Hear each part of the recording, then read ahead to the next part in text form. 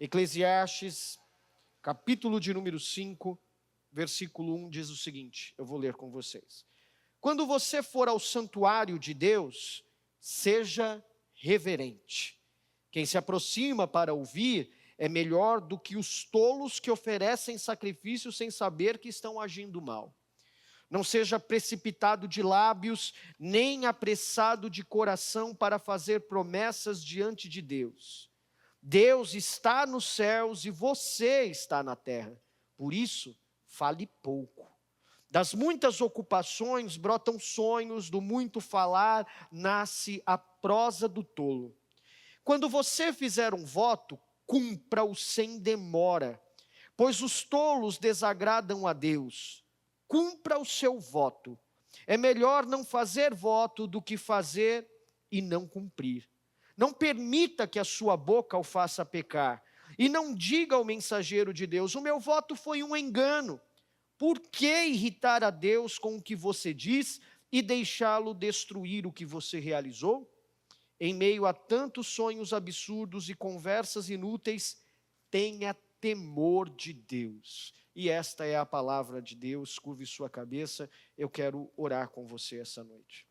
Querido Deus, obrigado pela oportunidade que temos de estarmos aqui reunidos, teu povo, tua igreja.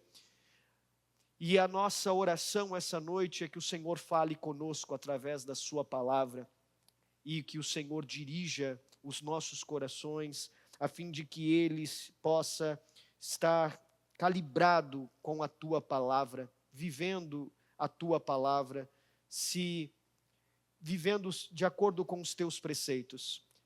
É assim que oramos, gratos, em nome do teu Filho Jesus Cristo. Amém. Há algum tempo atrás, tive a oportunidade de estar numa reunião de trabalho em que eu tive contato com algumas pessoas muito importantes para a nossa sociedade. Eu tive uma reunião em que alguns ministros do Supremo Tribunal, dada a minha profissão, estavam. E eu me lembro bem que esse ambiente era um ambiente em que as pessoas estavam todas bem arrumadas, mantendo uma reverência para o lugar que eles estavam. E quando se dirigiam para falar com um dos ministros, eles ficavam bem colocados, usando as palavras certas, usando um traje correto. Eu mesmo tive a oportunidade de conversar muito com um dos ministros que, antes de ser indicado, eu já o conhecia, já tínhamos oportunidade de ter uma relação por causa do escritório em que eu trabalhava. Então, eu mesmo, quando me dirigia a ele, o tratamento era diferente, né? A gente não olhava mais para ele como um amigo, como um advogado, mas nós olhávamos para ele chamando de excelência, ministro. Então, essa postura diante de homens e diante de autoridades, quando nós encontramos com elas, ela muda. Existe toda uma formalidade diante dessas coisas. Quando a gente se dirige também, por exemplo, a alguns espaços públicos, como até hospitais mesmo, a gente precisa entrar nesses lugares de uma forma diferente. Quando você entra logo no hospital, logo de frente existe uma plaquinha dizendo que você deve fazer silêncio, porque você não pode entrar naquele lugar de qualquer jeito, fazendo bagunça, fazendo barulho. Não dá para frequentar certos lugares de acordo com o nosso jeito, com aquilo que a gente quer. Não dá para se posicionar diante de pessoas, algumas importantes, dada a sua posição, da forma como a gente imagina. Existe a necessidade de reconhecer diante de quem estamos, no lugar que estamos, e saber nos colocar e nos posicionar. O livro de Eclesiastes, no capítulo 5, vai tratar exatamente disso. O autor de Eclesiastes, Salomão, nos versículos 1 a 7, ele vai nos ensinar sobre como eu e você devemos nos posicionar diante de Deus quando estamos em adoração a Ele, no culto a Ele. E de acordo com a palavra de Deus, Salomão vai nos mostrar que o culto para Deus não é brincadeira. Como nós nos chegamos diante dele, não é de qualquer forma. Nós nos encontramos com um Deus vivo, e por isso nós precisamos ter clareza que essa realidade, ela não é uma realidade comum. Se diante dos homens nós nos posicionamos de forma diferente, se diante de locais nós chegamos com uma forma respeitosa, na mesma medida e sem dúvida alguma, com uma reverência maior, nós precisamos nos chegar a Deus. Salomão nos mostra então como isso acontece, como eu e você devemos nos aproximar dele. E isso fica claro para mim e para você, que é mais que um rito, é mais que uma formalidade. A adoração é uma resposta reverente à graça que já nos alcançou por meio de Cristo Jesus. E olhando para esse texto, a gente vai encontrar algumas verdades que eu quero dividir com vocês. A primeira delas, ela está logo no início do capítulo 5, no versículo 1, quando Salomão ele vai dizer para a gente exatamente o seguinte, acompanhem comigo. Quando você for ao santuário de Deus, seja reverente. Em algumas traduções, o que está escrito é: guarda o teu pé quando você então estiver diante de Deus, estiver no santuário. Guarde o teu pé e seja reverente diante de Deus. E essa ideia que Salomão quer trazer para mim e para você é que a nossa adoração a Deus, ela não pode ser de qualquer forma. A nossa adoração envolve reverência diante de Deus. É sobre isso que Salomão está falando, sobre adoração a Deus. No meio de toda essa discussão sobre a poeira da vida, dessa vaidade que Salomão fala, que o mundo é efêmero, que as coisas não fazem sentido, então Salomão olha no capítulo 5 e vai retratar para mim e para você algo que é sólido nesse mundo caído. Algo que não é vapor, algo que não é efêmero, que não foge das nossas mãos, mas algo que é concreto nesse mundo caído, algo que é duradouro. E quando ele faz isso, ele faz sob a perspectiva de que estar diante de Deus nesse mundo caído é algo que de fato deve fazer sentido para mim e para você, porque isso é onde eu e você devemos nos agarrar. Agarrar em um Deus que tem forma para ser adorado, que deseja ser adorado, mas que não pode acontecer de qualquer forma. A gente fica inventando moda algumas vezes sobre como vamos adorar a Deus. Ficamos inventando maneiras de adorar, maneiras de inserir no culto para essa adoração. Mas o que Salomão vai mostrar para a gente é que a nossa adoração diante de Deus, ela não pode ser de qualquer forma.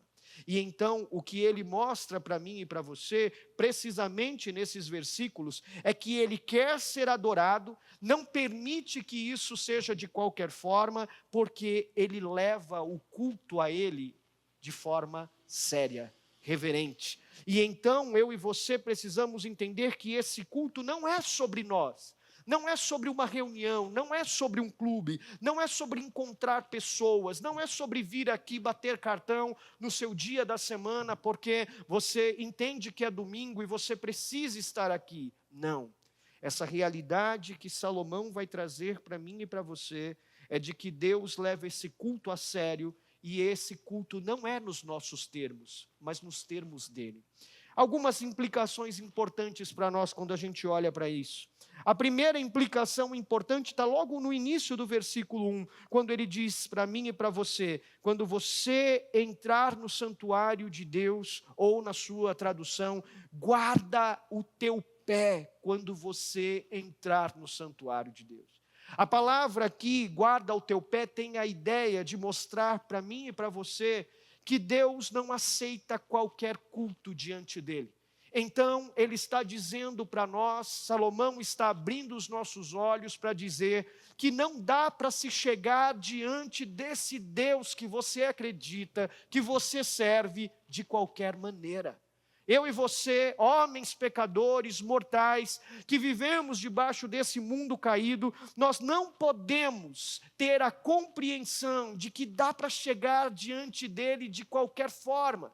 Alguns exemplos bíblicos de homens que foram rejeitados por Deus porque quiseram apresentar-se diante dele de qualquer forma são importantes para a gente. Um deles é o próprio Caim. Se você conhece a história, você se lembra que quando Adão e Eva foram expulsos do jardim, eles tiveram filhos. Esses filhos, nós conhecemos 2 deles como Caim e Abel. E nós sabemos que quando Caim e Abel ofertaram ao Senhor a sua adoração, Deus aceitou o culto, a adoração de Abel, mas rejeitou aquilo que era oferecido, a sua oferta por Caim, porque Deus não viu em Caim aquela motivação tal qual era de Abel. Ele rejeitou a forma como Deus prescreveu e por isso Deus não recebeu a sua adoração. Em outras palavras, Deus estava dizendo a Caim: não dá para chegar diante de mim, Caim, de qualquer maneira e de qualquer forma. Eu não recebo a sua adoração se for dessa forma. Eu vou rejeitar a sua adoração se for dessa maneira. Outro exemplo importante é quando o povo de Israel, já liberto do Egito, estava lá no deserto. Moisés sobe até o monte, ele vai conversar com Deus, receber as instruções, os mandamentos, mas quando ele volta, o que ele vê? O povo estava adorando uma imagem, um bezerro de ouro. Reuniram lá os presentes que tiveram do Egito, o ouro, e então eles derreteram tudo aquilo, fizeram Arão fazer uma imagem, e eles prestam culto a um bezerro de ouro. Deus não recebe essa adoração. Deus não recebe a adoração de qualquer forma. E qual é a consequência direta disso? Moisés se ira, lança as tábuas, e então a fúria, o juízo de Deus recai sobre o povo. Há um outro exemplo importante. Talvez você nem tenha tanta familiaridade com esses nomes, mas 2 personagens bíblicos chamados Nadab e Abiú. Esses 2 homens, Nadab e Abiú, eles acenderam um fogo estranho no altar do Senhor. No templo havia um lugar em que você acendia o fogo ao Senhor, e esses homens acenderam um fogo indevido, estranho. E o que aconteceu com Nadab e Abiú? Eles foram rejeitados por Senhor, porque o Senhor não recebe qualquer adoração. Você pode me dizer então: Jefferson, isso aconteceu no Antigo Testamento, porque no Novo Testamento o Senhor Jesus Cristo tem misericórdia pelo seu povo. Mas então você se lembre daquele texto que Jesus, quando entra no templo, ele vê aqueles mercadores vendendo coisas, e ele olha para aquela situação e ele diz: isso aqui está errado. A casa de Deus não é um lugar para se chegar dessa forma. Não dá para transformar a casa de Deus num lugar que a gente quer, porque é legal, porque é bonitinho, porque a gente gosta, então a gente faz o que quer. Não. Guarda o teu pé quando você se chegar diante de Deus, porque a adoração que Ele quer receber não é qualquer adoração. Igreja não é clube, não é ponto de encontro, não é lugar onde a gente se encontra com as pessoas legais que a gente gosta, não é um lugar para bater o cartão da semana, não, meu irmão, não é um lugar para recarregar bateria, é um lugar para a gente se encontrar com Deus. E aí então ele me diz: esse encontro que você precisa e deve, quer ter comigo, não pode ser de qualquer forma. Esse encontro precisa ser com a compreensão de quem eu sou. Então, guarde o teu pé. Tira as sandálias dos teus pés quando você chegar diante de Deus. Não dá para chegar nele de qualquer forma. E a segunda implicação importante para a gente nesse texto é a ideia da reverência. Quando o autor de Eclesiastes diz: guarda o teu pé quando você estiver diante de Deus no santuário, ele vai dar uma forma que eu e você devemos se posicionar diante desse Deus. E ele diz que essa forma é ouvindo de forma reverente, para que nós, ouvindo, não sejamos como tolos que oferecem sacrifícios sem saber que estão agindo mal. Então, ele diz o seguinte: já que você sabe diante de quem você está, você entendeu que não dá para se aproximar dele dessa forma, então seja reverente. E essa reverência se dá se aproximando dele com um ouvido disposto a obedecer. Ouvir, aqui nesse texto, está relacionado com obediência. É ouvir para poder obedecer e então não sacrificar de forma tola.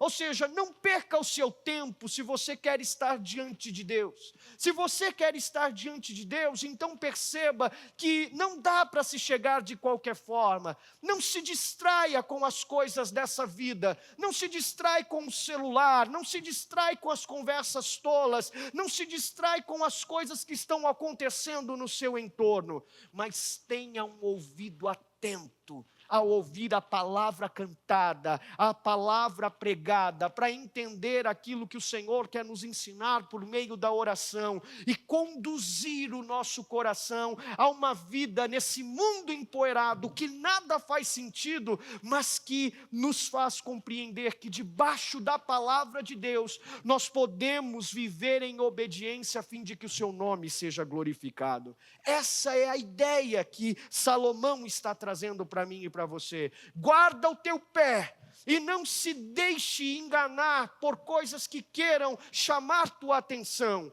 Você está diante do Criador do universo, aquele que criou todas as coisas. Portanto, não se chegue diante dele de qualquer forma. Não é porque o celular está com a Bíblia que você precisa ficar olhando toda hora para ele. Você está diante do Senhor. Olhe para o teu Deus, Ele está diante de você. Porque qualquer coisa fora disso é vão, é tolo, é sacrifício que não faz sentido, é sacrifício que age mal. Você está perdendo o seu tempo. Numa compreensão maior que eu e você podemos ter sobre isso, é a ideia de que, Jefferson, isso daqui é só um ajuntamento de pessoas. Na verdade, isso daqui não é a igreja verdadeira, isso daqui é só um prédio, isso daqui é só um encontro dominical que a gente pode ter. Talvez você diga isso, inclusive, baseado no fato de que no Antigo Testamento havia geograficamente um local específico para adoração, o templo em Jerusalém. Mas quando Jesus vem, ele se encontra inclusive com uma mulher e ele diz em Samaria lá para ela: olha, não é em Jerusalém, não é no monte, mas chegou o dia em que os verdadeiros adoradores me adorarão em espírito e em verdade.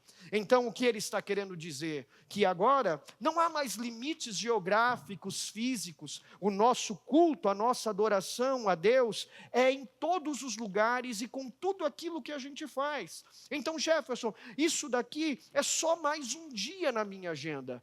Minha adoração envolve tudo aquilo que eu faço. Sem dúvida alguma você tem razão. Isso é verdade. Adoração não é só isso que a gente faz aqui. Adoração é a vida que vivemos diante de Deus e para a glória de Deus.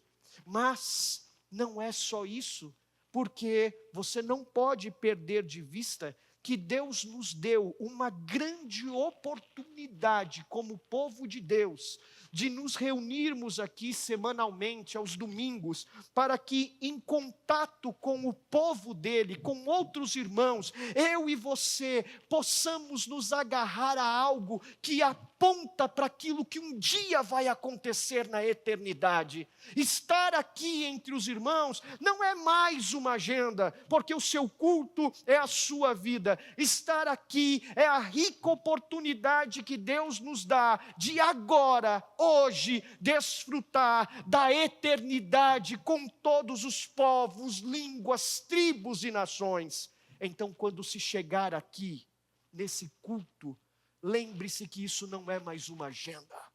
Quando você chegar aqui, preserve o teu pé, porque você está diante de Deus. Esse solo é sim sagrado, porque a presença de Deus está aqui.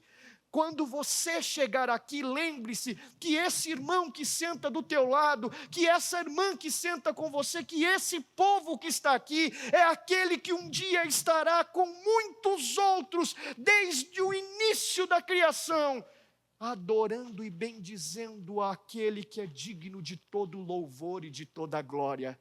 Isso é um ensaio que Deus nos deu a oportunidade de desfrutar, porque um dia faremos isso plenamente restaurados de maneira maravilhosa e graciosa.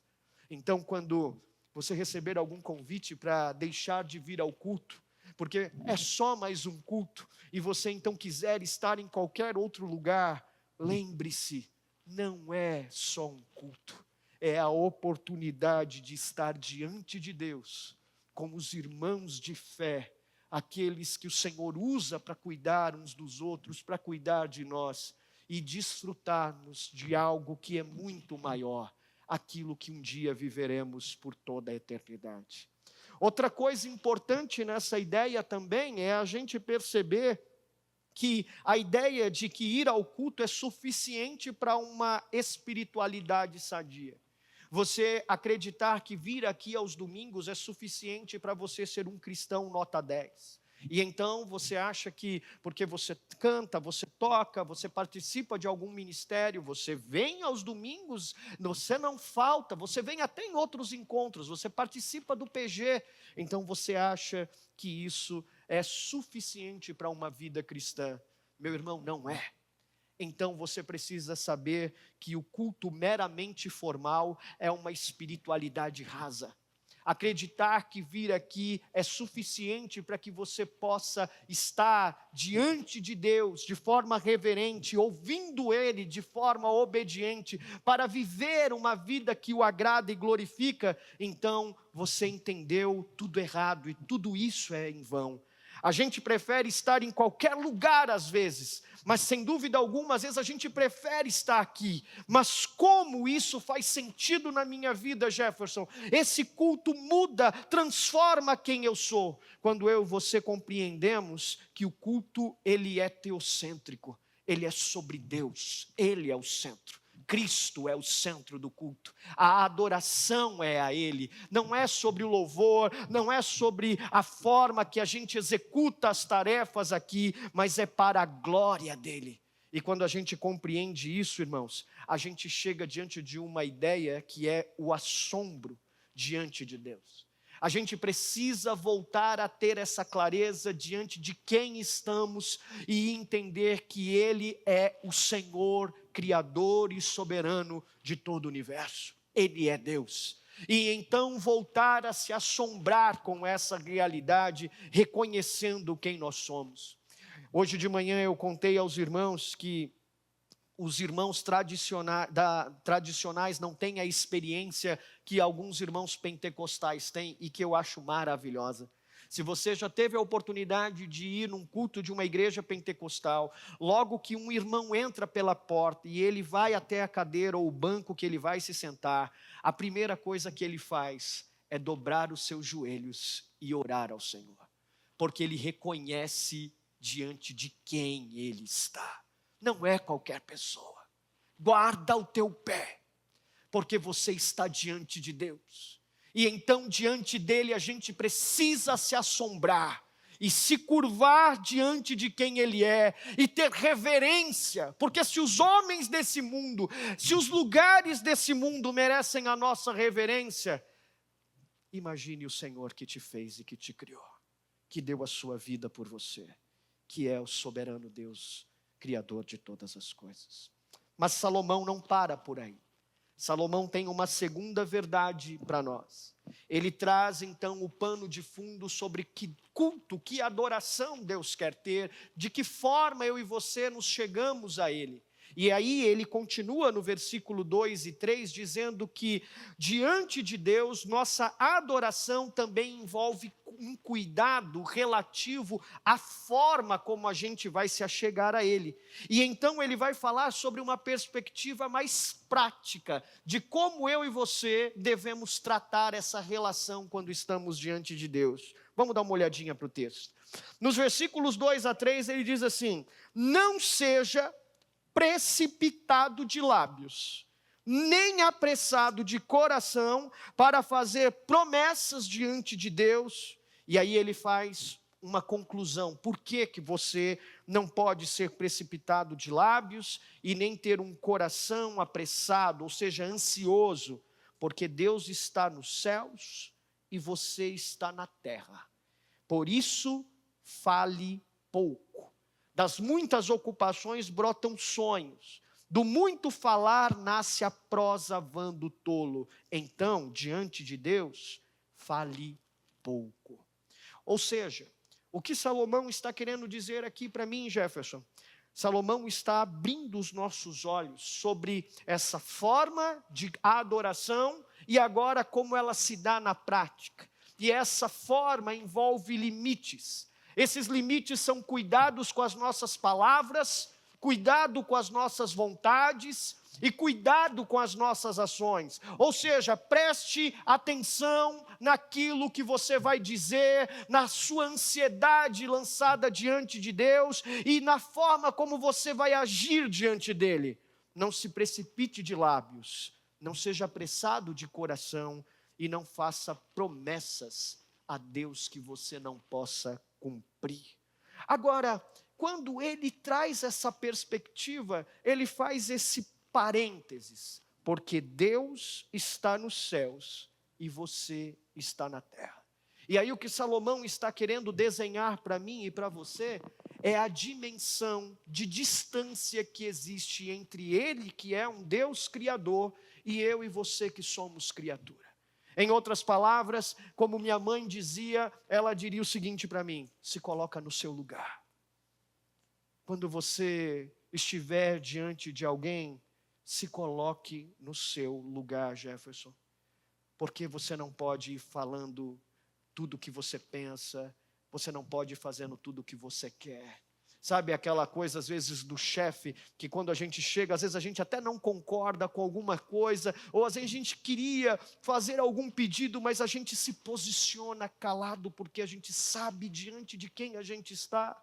Então Salomão está trazendo essa perspectiva clara aos seus olhos. Deus é Senhor, Ele é soberano, Ele está no céu. Sabe tudo isso que existe? Pois é, por acaso foi Ele que criou todas essas coisas, chama as estrelas pelo nome. E você? Você é barro, você está na terra. Você é criação dele, você é criatura, portanto, se coloque no seu lugar, tire a sandália dos teus pés.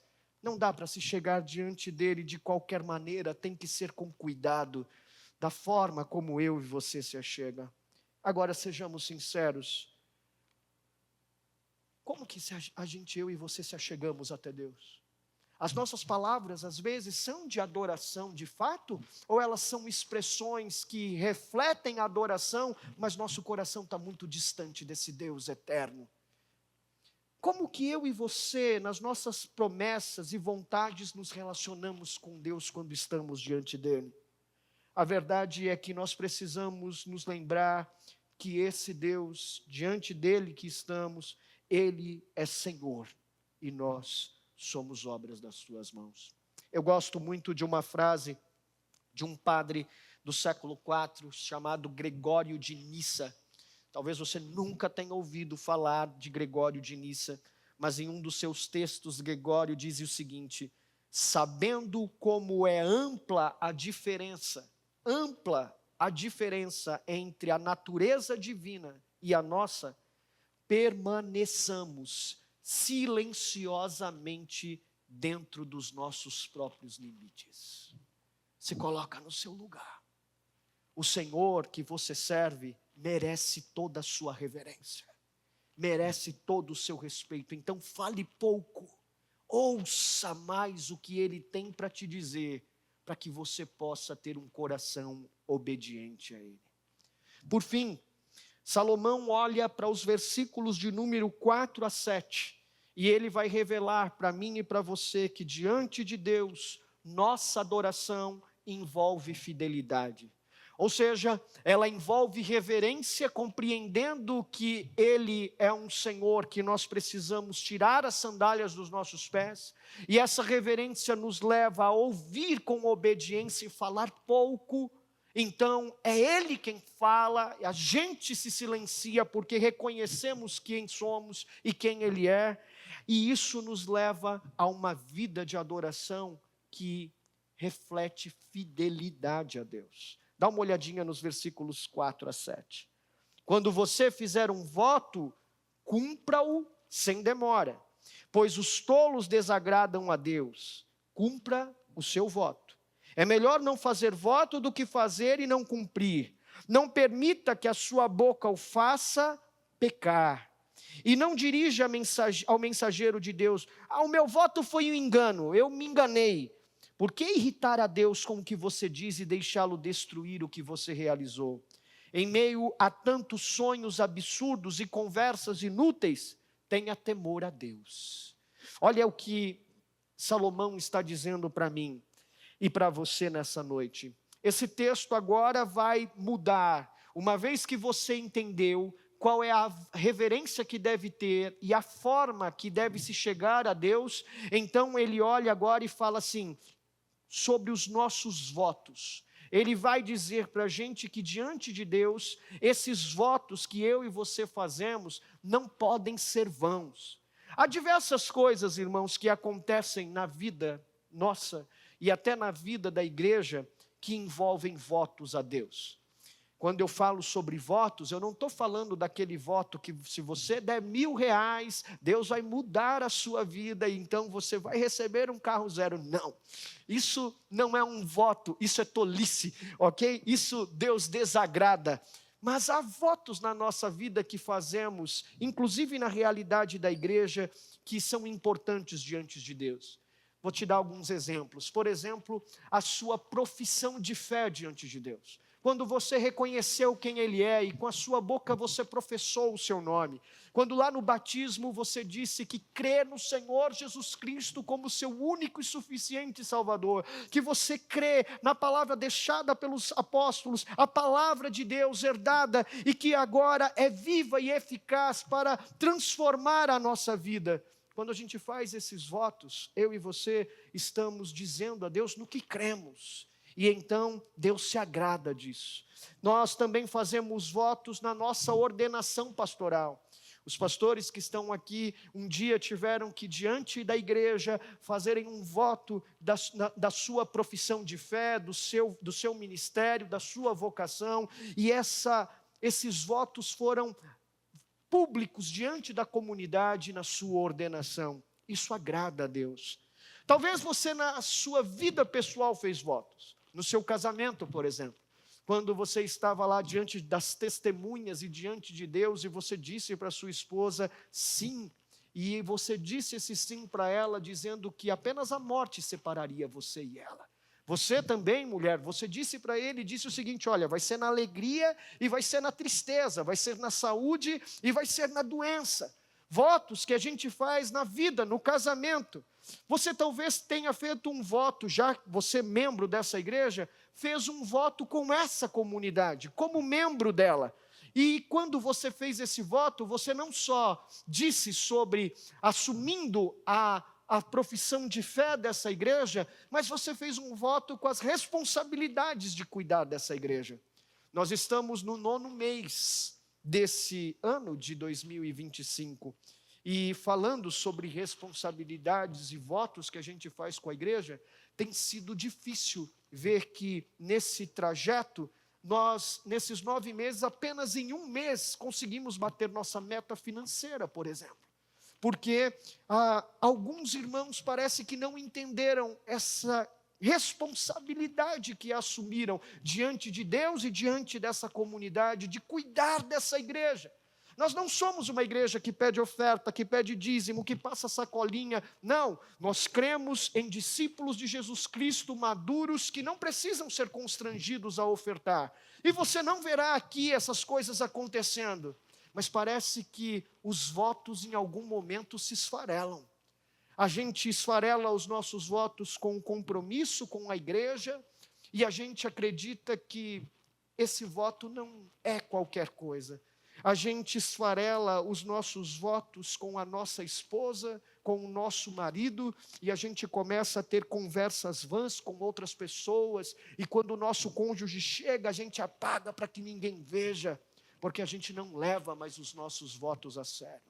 Talvez você não tenha levado outros votos a sérios. O de honrar a Deus quando você entrega o seu imposto de renda. E você se esqueceu que, como um filho de Deus, você dá testemunho de quem você é, como um filho de Deus, para que Cristo seja glorificado. A gente vai perdendo a ideia diante de quem nós estamos, de quem nós somos. A gente não tira mais a sandália dos pés. Não se chega a Deus com reverência para cumprir os nossos votos que fizemos. Mas há algumas implicações aqui. E essas implicações são importantes para você.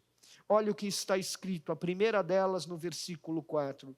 Quando você fizer um voto, cumpra-o.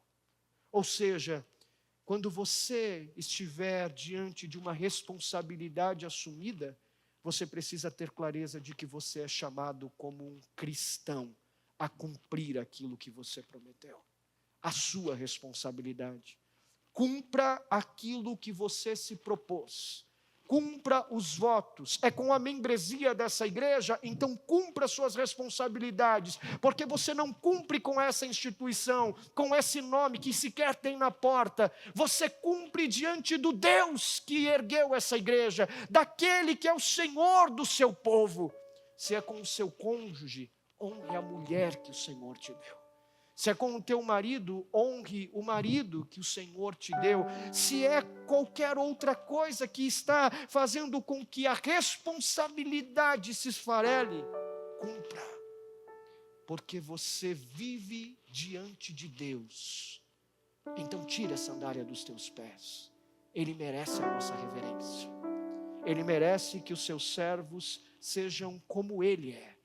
Um Deus que não mente, que não é homem para mentir, que não é filho do homem para se arrepender. Mas há uma segunda implicação, e ela diz para mim e para você o seguinte: quando você fizer um voto, cumpra-o, e cumpra-o sem demora. Não é para ficar pensando se tem que fazer ou não. Você assumiu uma responsabilidade. Não é se vai dar. Eu vou esperar, vou pagar as contas desse mês e se der, eu vejo se eu consigo ajudar a igreja. Não, você entendeu tudo errado. Você é um idólatra do seu dinheiro e acredita que é Ele que te salva e não o Senhor que te sustenta. Quando você fizer um voto, cumpra-o e cumpra sem demora. Talvez o voto que você precisa cumprir sem demora envolva um pedido de perdão. Você precisa se arrepender dos seus pecados para a tua esposa, para o teu marido. Você precisa começar a tratar os seus filhos com dignidade para que os vizinhos não ouçam os gritos que você dá com eles. Talvez o que você precisa fazer é literalmente olhar para Deus, entregar sua vida para Ele, deixar de viver uma vida laica, porque Ele está esperando essa maturidade, essa responsabilidade, sem demora. Não se apresse. E por que isso é importante, Jefferson? Olha os versículos 5 e 6. Porque se você não entender dessa forma, é melhor não fazer voto do que fazer e não cumprir. Você não é obrigado. O Senhor Deus não te obriga, o Senhor Deus não te força. Não, você pode fazer ou não esse compromisso diante dEle, de viver para a sua glória, em reverência, tirando as sandálias dos teus pés. Mas se você fizer, você precisa cumprir. Você precisa ir até o fim. Porque é melhor então não fazê-lo do que fazer e não cumprir. E olha o que o versículo 6 diz: não permita que a sua boca o faça pecar.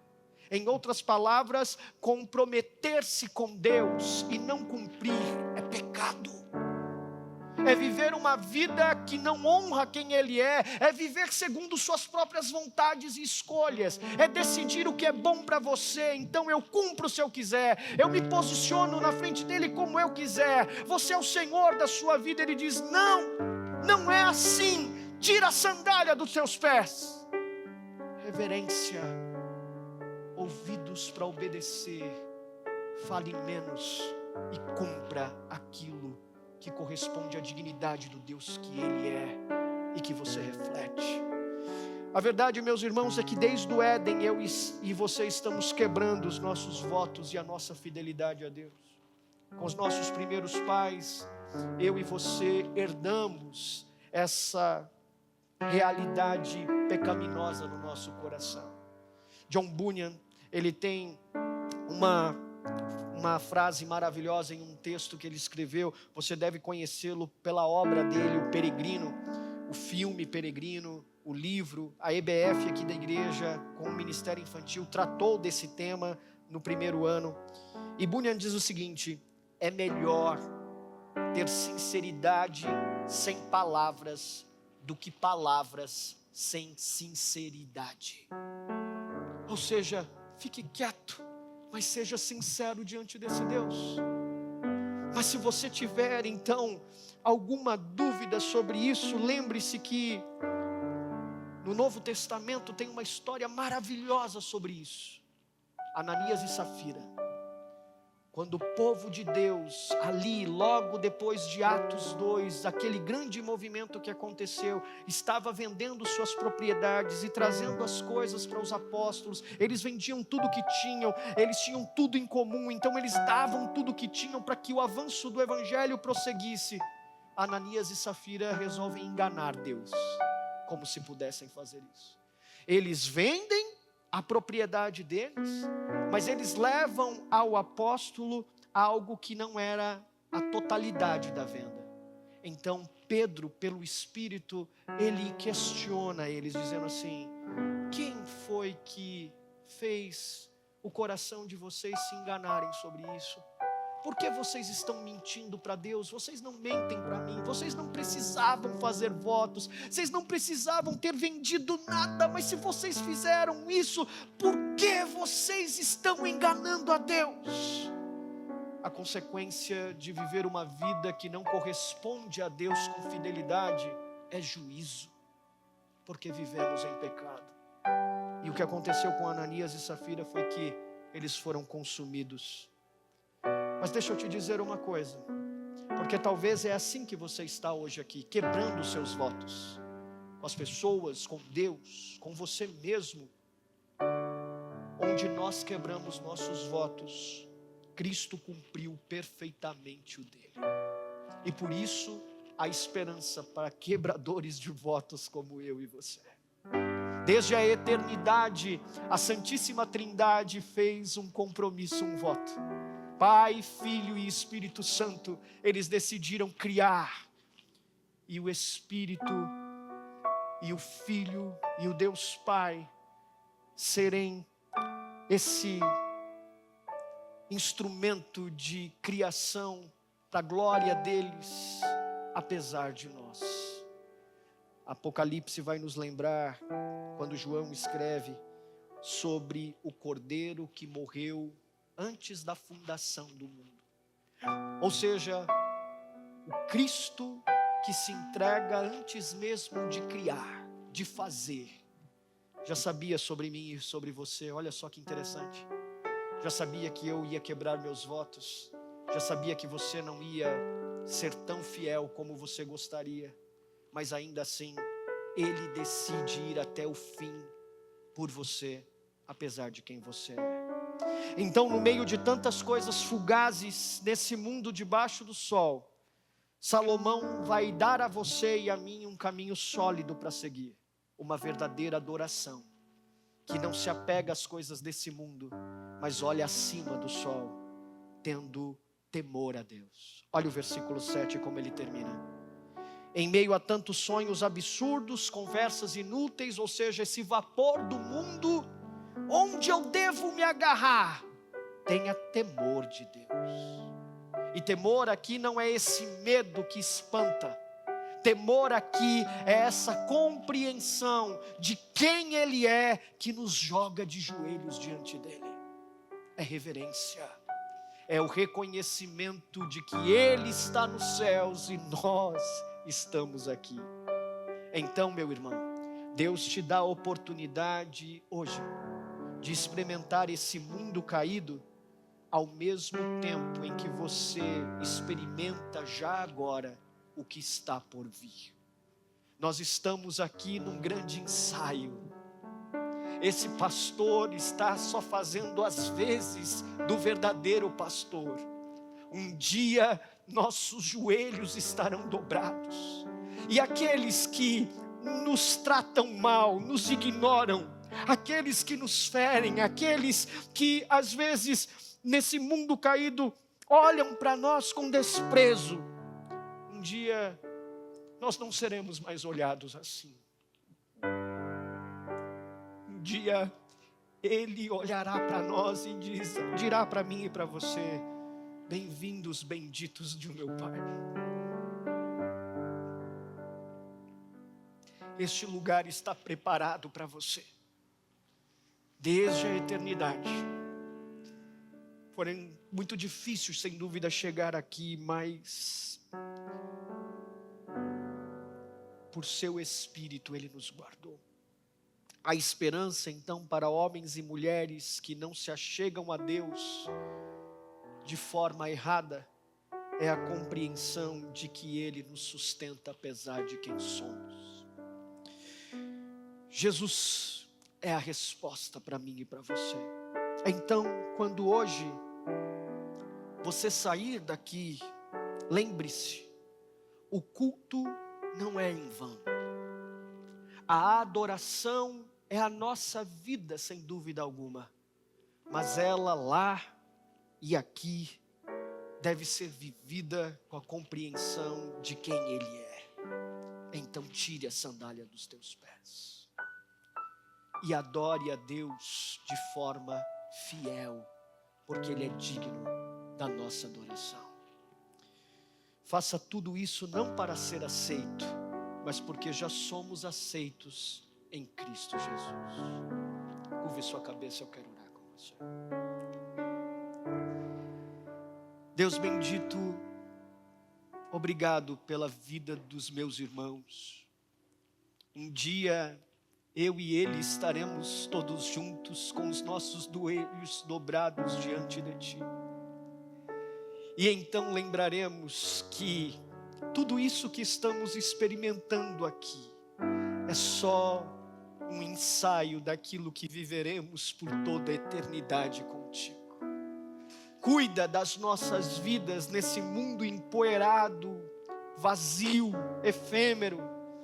Cuida do nosso coração, coloca ele no lugar certo, para que os nossos olhos não estejam nas coisas que chamam a nossa atenção debaixo do sol, mas que os nossos olhos estejam acima dele, no Senhor que está sentado no trono do universo, soberano sobre todas as coisas, soberano sobre as coisas criadas, soberano sobre o tempo, soberano sobre a minha vida, sobre as minhas dores, sobre as nossas angústias. Então, abra os nossos olhos por Teu Espírito, nos ajuda a tirarmos a sandália dos nossos pés e reverenciarmos quem Tu és, temermos o Senhor por quem Tu és, a fim de que Teu nome seja engrandecido por toda a eternidade. Amém.